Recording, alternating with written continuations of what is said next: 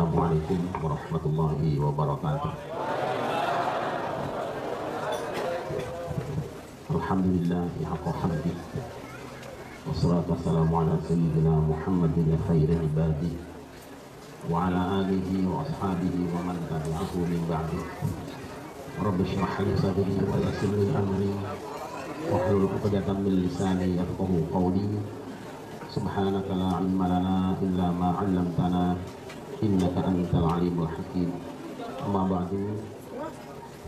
Al-mukarramun, para alim ulama, para kiai, para sesepuh dan tokoh masyarakat, aparatur pemerintahan yang berkenan hadir baik TNI, polisian maupun sipil, keluarga besar DKM Masjid Agung Demak, kerabat Kanjeng Pangeran Kanjeng Sunan Kalijogo, hadir pula siang ini para abdi dalam dari Keraton Solo, Hadiningrat, Jakarta, hadirin hamba-hamba Allah sidang munajat yang dimuliakan. Hari ini kita berada di masjid yang sangat bersejarah. Ini menjadi terasa penting karena Masjid Demak ini salah satu bukti sejarah yang belum hilang, bahkan masih ada fakta yang belum dirubah oleh orang-orang yang datang setelahnya. Masjid inilah yang berbicara kepada kita bahwa di Indonesia berdiri kerajaan Islam pertama, didirikan oleh Raden Fatah yang merupakan putra dari Raja Majapahit terakhir dengan ibu bersuku Cina. Artinya apa? Saya ingin mengingatkan lewat tempat ini bahwa di Indonesia sudah selesai soal etnis. Kita bangsa Indonesia, khususnya orang Jawa, dari dulu sudah ngajar ke semua manusia itu sama. Mau Cina, mau Jawa, mau Londo, mau Jepang, mau Arab, mau apapun sama. Kalau munajat, kalau Nusantara bermunajat hari ini diadakan di sini, rasa-rasanya sudah kehendak Allah. Seakan Allah mengatakan, hei kamu pada suka ngomongan gue, jangan tinggal diam kalau di negerimu muncul kembali penistaan kebencian terhadap etnis tertentu. Hentikan itu.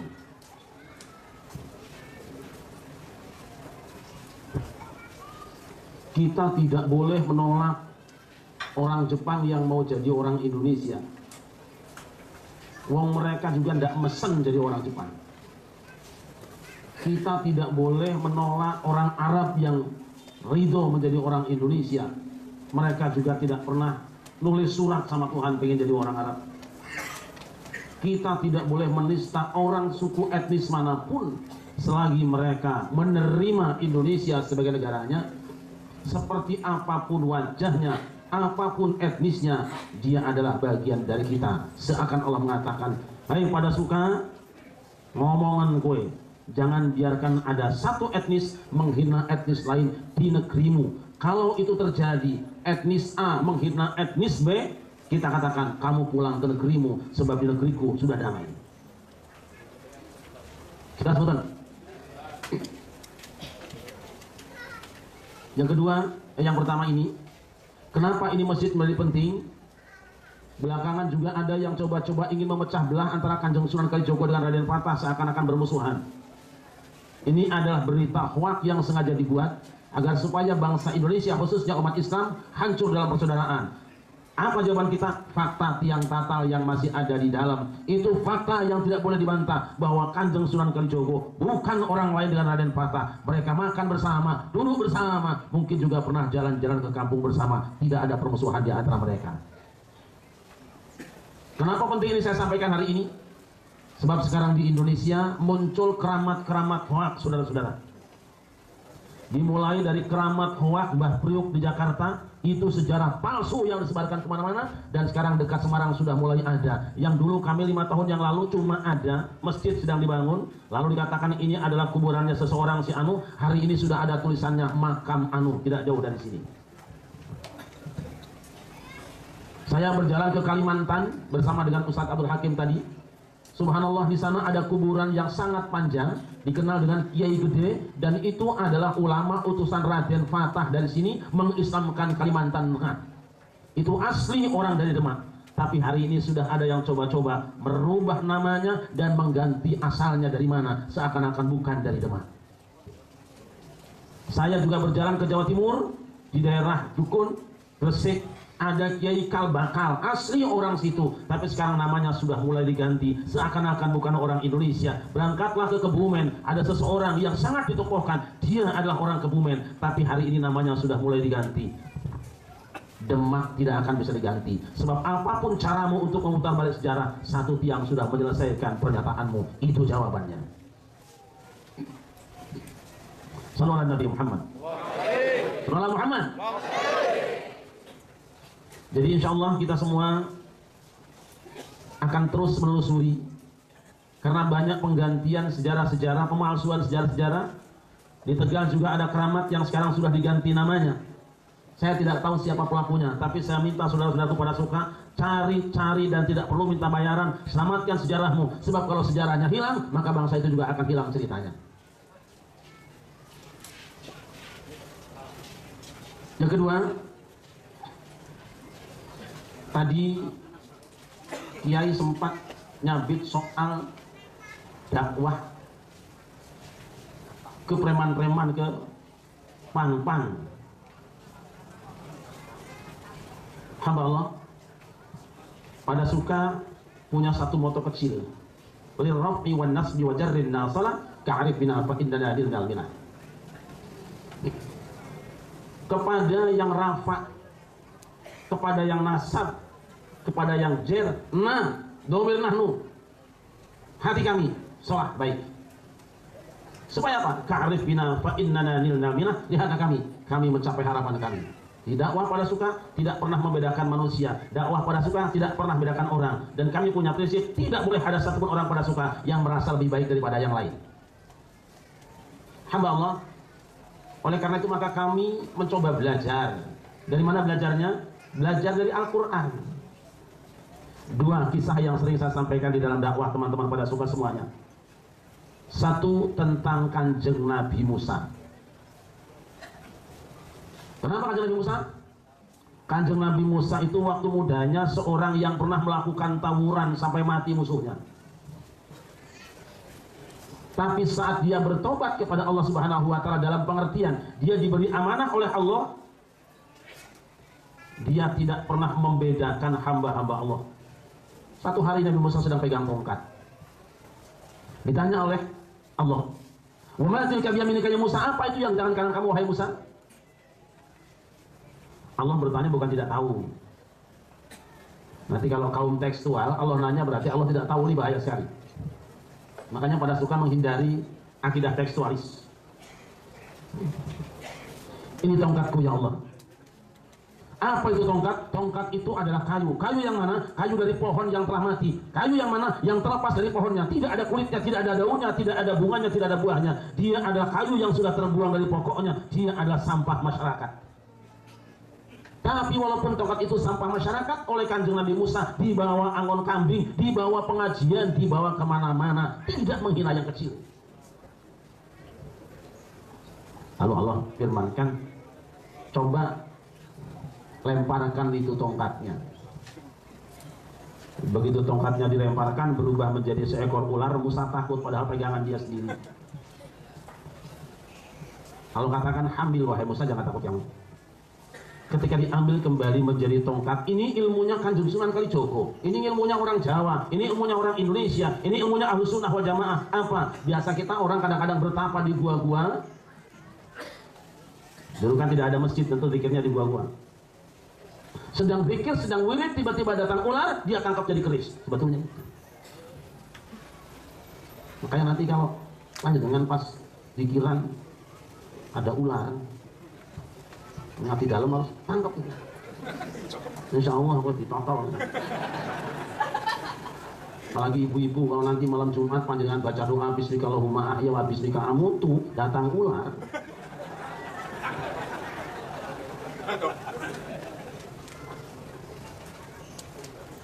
Musa dipanggil oleh Fir'aun karena dianggap telah melakukan tindakan subversif mengancam negara. Musa tidak kabur kemana-mana, Musa tidak cari pengacara, dihadapi sendiri. Pada suka tidak boleh repot. Ada urusan dengan Pak Polisi, maju yang kue benar pasti dibela oleh Allah. Jangan orang lain yang suruh repot. Dipanggil, kemudian Fir'aun punya tim sukses. Lemparkan tali-talinya menjadi ular kecil. Walamut biram walam bi'aqib. Musa tidak berani menengok ke belakang. Tapi Allah katakan, lemparkan tongkatmu. Talqaf ma sana'u. Inna ma sana'u kadu sakhir. Wala yukhlis sayru sawar. Haithu ata. Dilemparkanlah tongkatnya berubah menjadi ular yang sangat besar. Dimakan semua ular-ular tukang sihir. Sujud tukang sihirnya. Preman-premannya takluk semuanya. Tanpa sedikit pun melukai mereka. Jasa siapa? Jasa tongkat. Ojo ngino preman gue. Engkau tidak tahu apa yang terjadi dengan mereka. Ketika Musa berjalan di tengah gurun pasir dalam keadaan kering, kemarau panjang, tidak ada air, para sahabatnya menjerit. Lalu Musa beristisqa mohon hujan pada Allah. Dari mana air turun datangnya air? Bukan dari langit. Air turunnya bukan dari langit, tapi fanfajarat min husnata asyrat aina, memancar dari gunung batu. Tapi bagaimana bisa memancar gunung batu? Idrib bi'asakal hajar. Pukulkan tongkatmu ke gunung batu. Begitu dipukulkan tongkatnya memancar 12 mata air. Mandi semua, mencuci semua, minum semua, beres urusannya semua. Jasa siapa? Jasa siapa? Jasa tongkat. Ojo ngino preman. Jangan menghina pang, jangan menghina orang kecil. Musa dikejar oleh Fir'aun sampai ke pinggir lautan. Para sahabatnya semua ketakutan. Karena apa? Karena Fir'aun sudah semakin dekat. Ada di antara mereka yang selfie dengan Fir'aun lalu dikirimkan ke istrinya, sayang mungkin ini kenang-kenangan terakhir kau lihat wajahku karena sebentar lagi aku akan dibunuh oleh Fir'aun. Ada yang selfie dengan lautan, mungkin aku tenggelam wahai sayangku. Tapi Musa nunggu dawuh, inna ma'iya rabbi sayahdin. Aku bersama Tuhanku, aku nunggu dawuh. Apa perintah Allah? Ini bukan kerjamu Musa, walaupun kamu seteret, kamu hebat. Ini kerjaan tongkatmu. Idrib bi'asakal bahr. Pukulkan tongkatmu ke lautan. Terbelah lautan menjadi seperti dua gunung. Akhirnya Musa nyebrang. Itu Fir'aun yang tadi nggak dukung ikut pakai juga jalan tol akhirnya. Sampai di seberang lautan.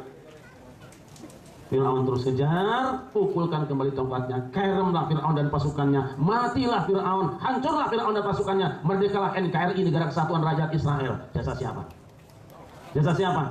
Jasa tongkat. Tidak boleh menghina orang kecil. Bisa jadi kemenanganmu dari sana. Sallallahu Nabi Muhammad. Sallallahu Muhammad. Hamba Allah. Lantas apa yang kita lakukan? Jadilah dai seperti Kanjeng Nabi Sulaiman. Ulimna mantiqat thair wa utina min kulli syai' in hadza lahu al-fadlul mubin. Nabi Sulaiman itu bisa berbicara dengan burung, bicara dengan monyet, bicara dengan macan, akrab dengan ular, makhluk apapun di depan Kanjeng Nabi Sulaiman damai-damai, rukun-rukun saja. Bukan cuma lintas agama, lintas kewan, kambing dengan macan juga bisa dialog berdua. Padahal di luar mereka musuh saingan politiknya. Hamba yang muliakan. Inilah dakwahnya Padepokan Dakwah Sunan Kalijaga. Mengapa? Kami sadar wa min dhamirir raf'i ma yastatiru. Di antara dhamir yang rafa ada yang mustatir kau tidak melihatnya. Bisa jadi di balik orang-orang yang kelihatannya sembarangan penampilannya, bisa jadi di antara orang-orang kelihatannya tidak ada apa-apanya, mungkin di dalamnya ada mutiara. Bukankah mutiara juga mungkin tersimpan di lumpurnya? Kita kadang-kadang mencari emas palsu di peti kaca. Kalau Kanjeng Nabi Sulaiman bisa bicara dengan segala binatang, artinya apa? Dai-dai pada suka kudu mengerti segala dunia. Dan itulah Kanjeng Sunan Kalijogo. Dengan seniman dia pencipta lagu, dengan paranormal dia dukun asli, dengan tukang silat dia pendekar, dengan pedagang dia punya penglaris, dengan apapun Kanjeng Sunan Kalijogo bisa bergaul. Itu adalah ilmunya Kanjeng Nabi Sulaiman. Jika itu dipakai oleh para dai, insya Allah tidak butuh waktu panjang, Indonesia akan berubah menjadi baik. Sallallahu Muhammad. Sallallahu Muhammad. Hamba yang dimuliakan. Termasuk saya ini bisa bergaul dengan segala minuman, dan kopi bisa.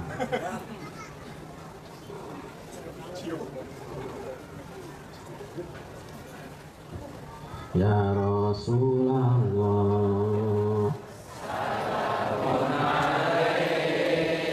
ya Rafi'a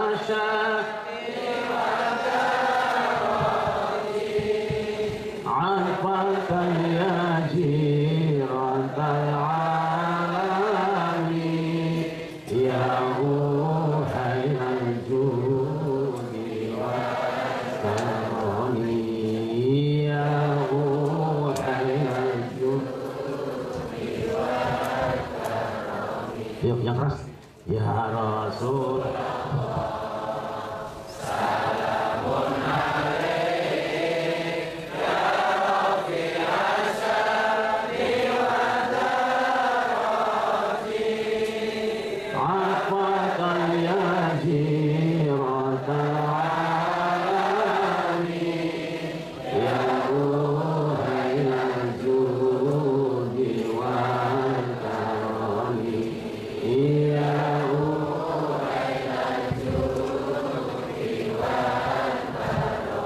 Nabi Muhammad.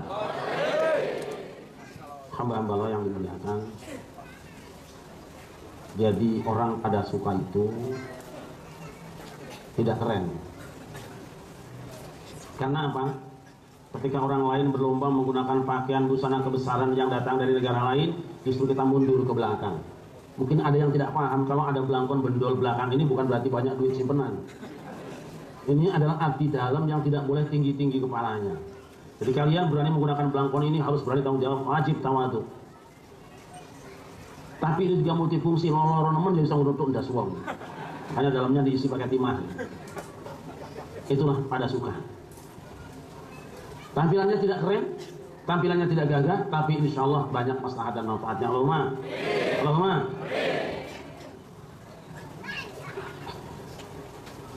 Dan tahukah kita mengapa kaum Bani Israel dijajah oleh Jalut? 12 suku Israel terlibat perseteruan, terlibat permusuhan antar kelompok, antar suku, antar ormas, antar etnis. Pada akhirnya mereka dijajah oleh Jalut dan bala tentaranya. Indonesia sebentar lagi kalau nggak ada penyembuhan ini, sudah muncul kembali sentimen antar etnis, sentimen antar suku, sentimen antar agama yang sudah sulit diselesaikan bertahun-tahun, ratusan tahun diselesaikan. Sekarang ada orang yang berusaha untuk membuyarkannya kembali, dan ini tanda-tanda kehancuran. Maka harus ada di antara umat manusia di bangsa Indonesia yang sadar akan bahayanya ini. Dan saya minta yang sadar ada kalian yang pertama, orang-orang pada suka. Tidak usah menunggu yang lain sadar atau tidak, kitalah yang memulainya. Insya Allah para kiai dan para ulama kita akan bareng dengan kita semuanya. Allahumma. Oleh karena itu rencana insya Allah tahun depan kalau ada izin Allah, Nusantara bermunajat keempat, kalau ada izin Allah kita akan adakan di Pulau Dewata di Bali. Kita akan keliling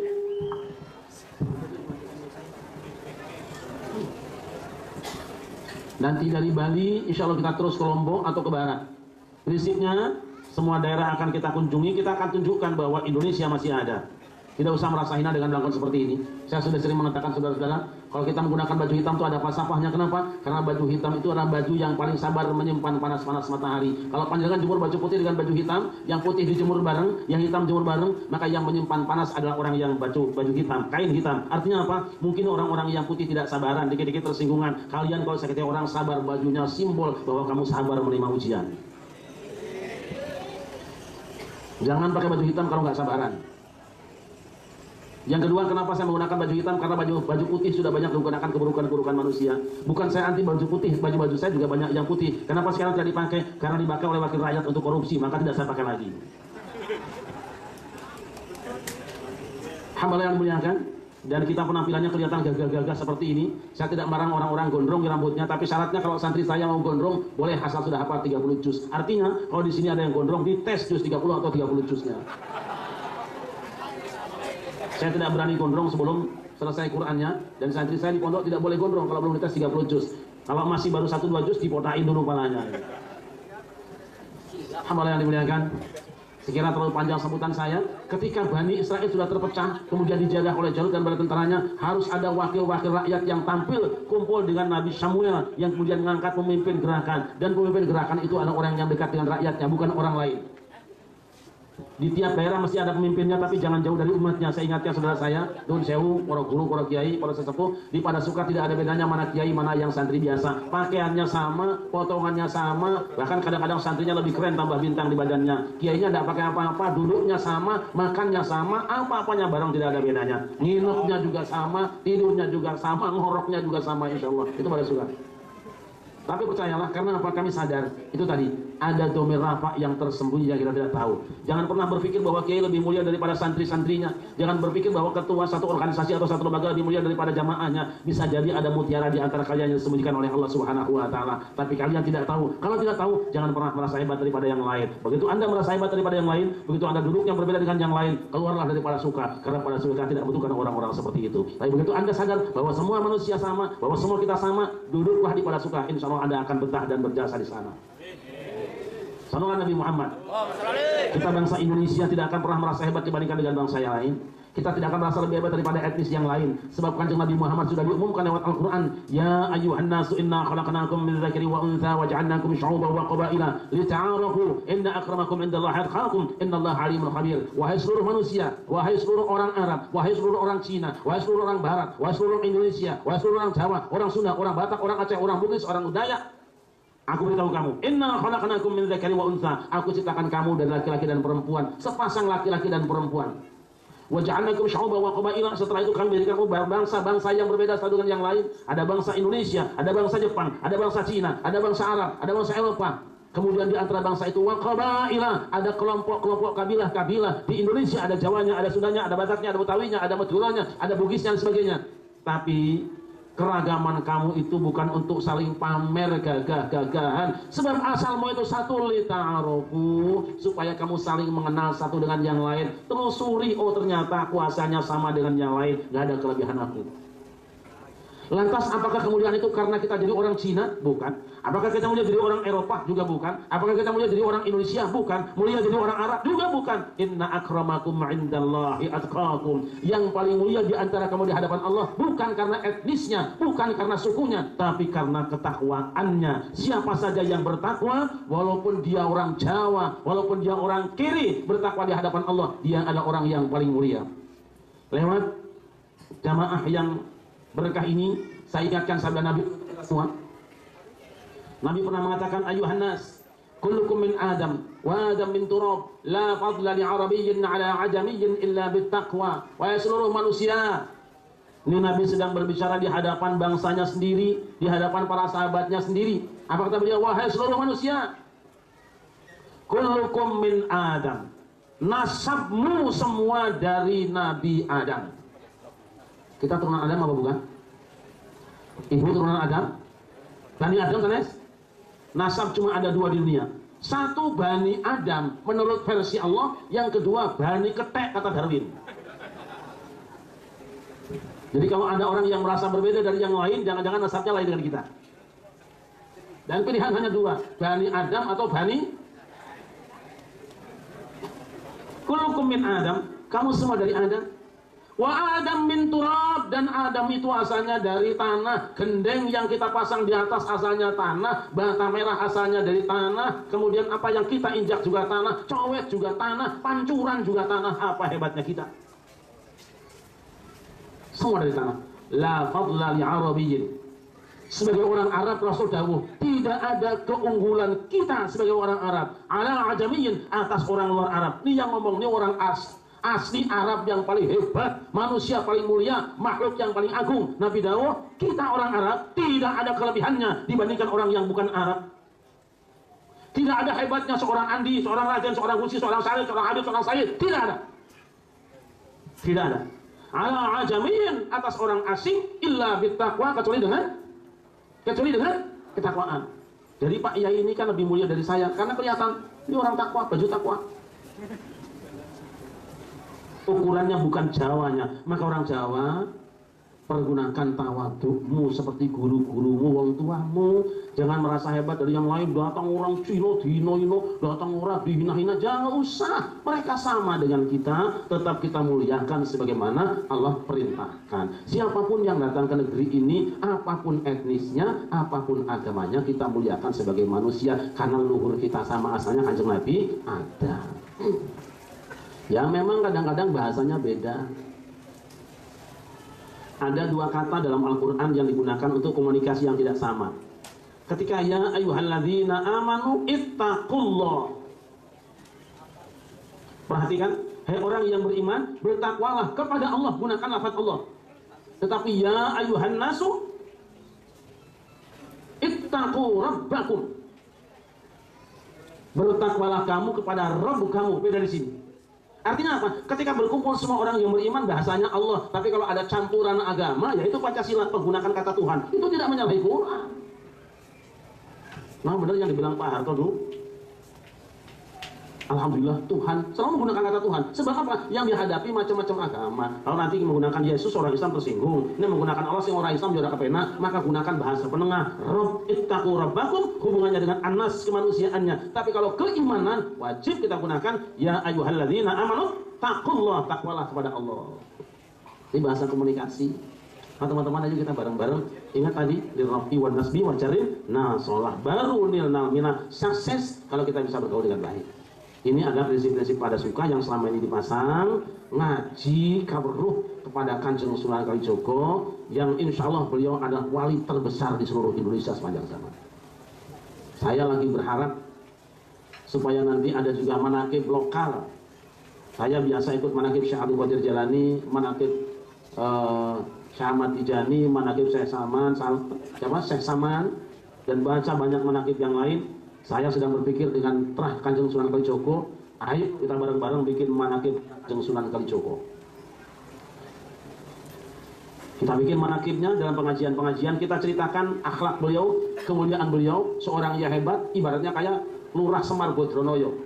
Semar itu tidak punya jabatan apa-apa, paling tinggi sebut Pak Lurah, Lurah Semar Bodronoyo. Tapi tidak ada satu persoalan negara pun kalau dia tampil menyelesaikan tanpa minta penghargaan. Orang tidak mengenal siapa dia. Sebab apa? Berubah-ubah wajahnya, berubah-ubah penampilannya. Bareng dengan penyanyi dangdut, dangdutnya yo enak. Bareng dengan kiai kita yo api. Bareng dengan tukang urusan jin yo ngrukai yo iso. Itulah Kanjeng Sunan Kalijogo. Pada suka mesti bisa seperti ini, tidak untuk merendahkan siapa-siapa, tapi untuk menampilkan bahwa Islam itu adalah damai dan cinta. Sallallahu Muhammad. Muhammad. Mudah-mudahan dalam waktu dekat kita juga punya keinginan supaya seluruh budaya Nusantara ditampilkan kembali, karena sebenarnya budaya Indonesia insya Allah sudah bersesuaian dengan syariat. Hanya kadang-kadang orang tidak memahami dan tidak mengerti proses terjadinya. Saking penginnya orang Indonesia mirip dengan Kanjeng Nabi. Tolong diingat-ingat ini. Kanjeng Nabi Muhammad ketika bangun masjid di Madinah itu, isyarahnya menggunakan pakai unta. Begitu untanya berhenti di satu tempat, disitulah dibangunnya masjid. Sultan Agung kepengen, kalau tidak salah Sultan Agung terahnya nyambung ya. Nanti dari Kanjeng Sunan Kalijogo, kemudian turunnya ke Ki Ageng Nis, turun ke Ki Ageng Pemanahan, terus ke bawah, saya lumayan apa dikit-dikit lah. Itu menginginkan mencontoh Kanjeng Nabi. Mau bangun masjid di Keraton Solo, cuman kan nggak ada onta ya itu. Nah boleh onta yang larang toh. Yang ada cuma kebonya pilih yang ya bule lah, karena kalau kita kalau sama orang bule kan seneng ya. Iya, panjenengan Pak Le kalau bule ini ya seneng. Isyaratnya mengko yang kebo iki buang kotoran atau berhenti di situ tak bangun masjid.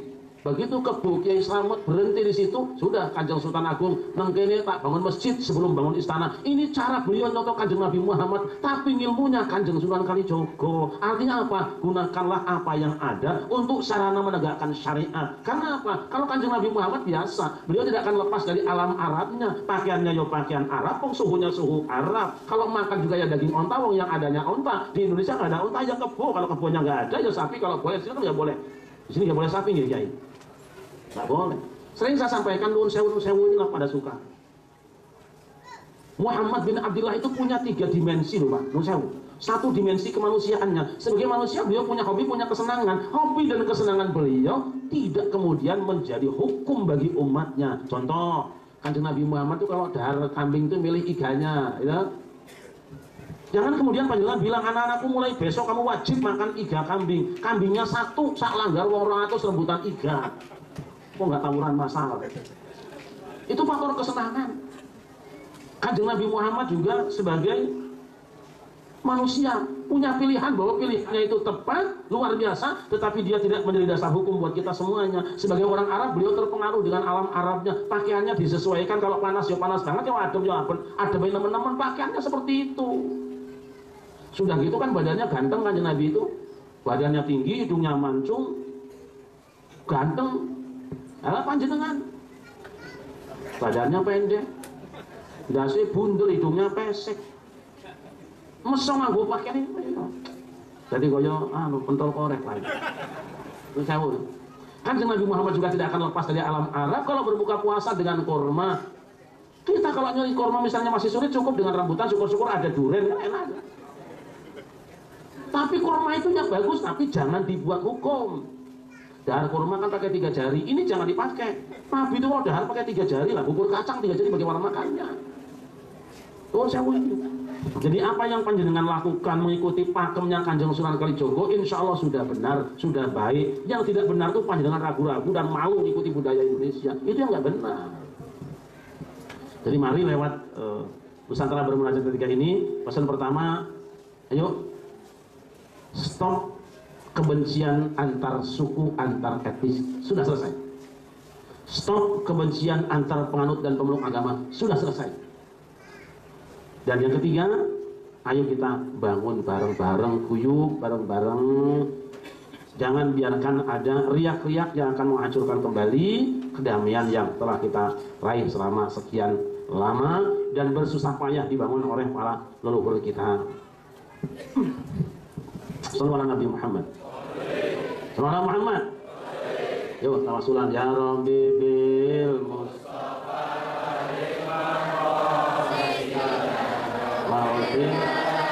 Engkau